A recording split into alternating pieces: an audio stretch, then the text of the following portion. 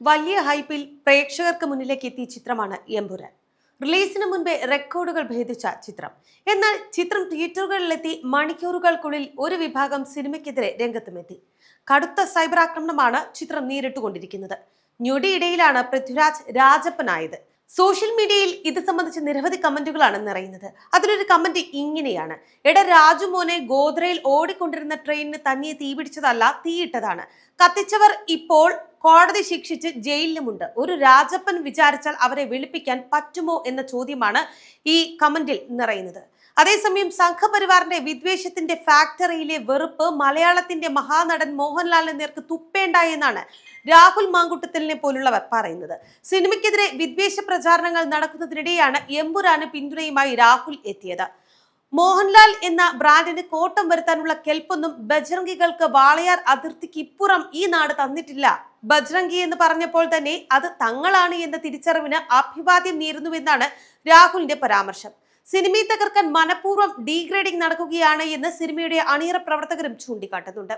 സിനിമയുടെ സംവിധായകൻ പൃഥ്വിരാജിനെ വിമർശിക്കുമ്പോൾ എന്തുകൊണ്ടാണ് മുരളി ഗോപിയെ ഒഴിവാക്കുന്നത് എന്ന ചോദ്യവും ചിലർ ഉയർത്തുന്നുണ്ട്.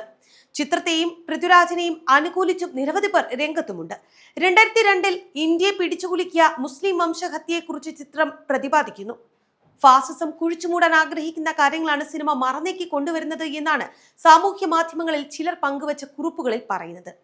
ഇത്തരമൊരു നിലപാട് സ്വീകരിക്കാൻ ചെറിയ ധൈര്യം പോരാ എന്നും പൃഥ്വിരാജും മുരളി ഗോപിയും മോഹൻലാലും ആന്റണി പെരുമ്പാവൂരും അടക്കം എല്ലാ അണിയറ പ്രവർത്തകരും ഏറെ അഭിനന്ദനം അർഹിക്കുന്നുവെന്ന് ചിലർ അഭിപ്രായപ്പെടുന്നുമുണ്ട്.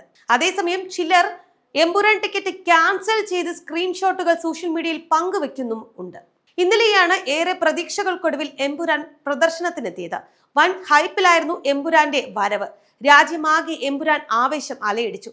ഒരു മലയാള സിനിമ നേടിയ വലിയ ഓപ്പണിംഗ് കളക്ഷൻ എമ്പുരാൻ സ്വന്തമാക്കുകയും ചെയ്തിട്ടുണ്ട്. പ്രമുഖ ട്രേഡ് അനലിസ്റ്റുകളായ സാക്നിൽക്കും കളക്ഷൻ കണക്കുകൾ പുറത്തുവിട്ടു. ഇന്ത്യൻ നെറ്റ് കളക്ഷനാണ് ചിത്രത്തിൻ്റെതായ സിനിമ അനലിസ്റ്റുകൾ പുറത്തുവിട്ടിരിക്കുന്നത്. എമ്പുരാൻ ഓപ്പണിംഗിൽ തന്നെ ഇന്ത്യയിൽ 22 കോടി നെറ്റായി നേടിയെന്നാണ് സാക്നിൽക്സിന്റെ റിപ്പോർട്ടിൽ പറയുന്നത്. എമ്പുരാന്റെ പ്രമേയത്തെ ചൊല്ലി ഒരു വശത്ത് വിവാദങ്ങൾ കടുക്കുമ്പോഴാണ് ഇത്തരത്തിലുള്ള റിപ്പോർട്ടുകൾ കൂടി പുറത്തു വരുന്നത്. അതായത് ഈ വിവാദങ്ങളൊന്നും തന്നെ സിനിമയുടെ കളക്ഷനെ ബാധിക്കില്ല എന്നാണ് ചിലർ ചൂണ്ടിക്കാട്ടുന്നത്.